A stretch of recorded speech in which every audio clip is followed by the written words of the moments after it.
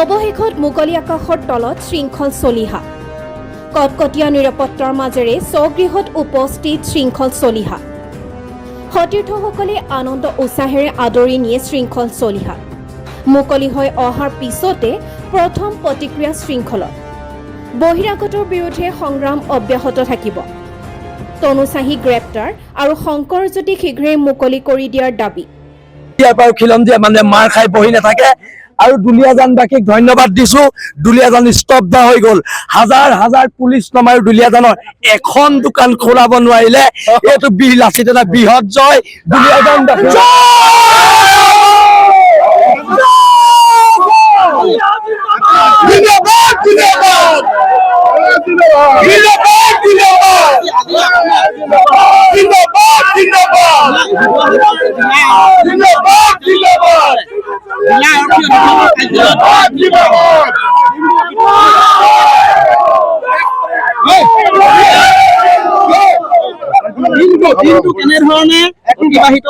দিনটো আমাক ভাত পানী খোৱালে তাৰপিছতে আমাক এতিয়া 8 বজাত তাৰ পৰা এৰি দিছে আমাৰ ডিব্ৰুগড় SP অফিচৰ পৰা মোক আহিছে হৰকুমাৰ গগৈ মোক আটক কৰি ৰাখিছিলে আৰু হৰকুমাৰ গগৈ আমাৰ কেন্দ্ৰীয় সাংগঠনিক সম্পাদক হয় কিন্তু দুইজনকে পৃথক পৃথক ৰুমত ৰাখিছে সেইটো কথা আমি বুজি নাপালো আহিছে একো কোৱা নাই কিন্তু এটা কথা স্পষ্ট চাওক জাতিৰ ক্ষেত্ৰত কোনো কাৰণত আপোচ কৰা নহব মোৰ সংগ্ৰামী সতীৰ্থ কবলৈ কি আছে এটা কথা একদম আমি স্পষ্টকে কৈ দিছো যিজনী মহিলাই জাতিক তুচ্ছতাচ্ছিল্য কৰিছিলে এজনী মহিলাক জেললৈ পঠিয়াব লাগিব সেইটো স্পষ্টকে আমি কৈ দিছো আৰু কোনো অনাঅসমীয়া মানুহ কোনো বাংলাদেশী মূলৰ মানুহৰ গুণদামী ভণ্ডামী ইয়াত চলিব তেতিয়াহ'লে প্ৰত্যাক্ৰমণ হ'ব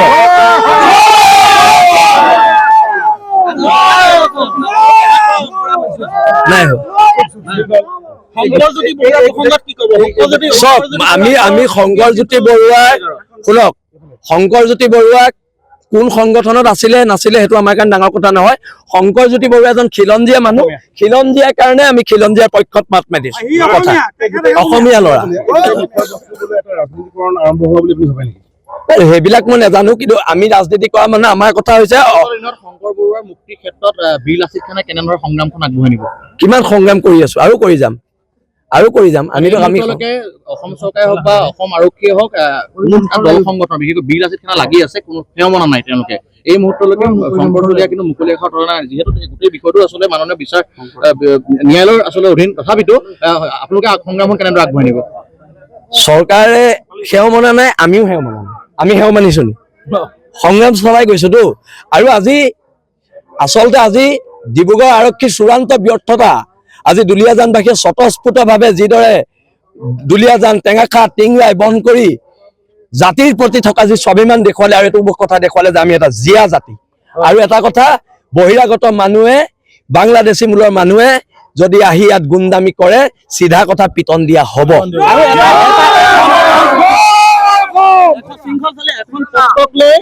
বিভিন্নজনে বিভিন্ন কথা উলিয়াইছে যিখনত আপুনি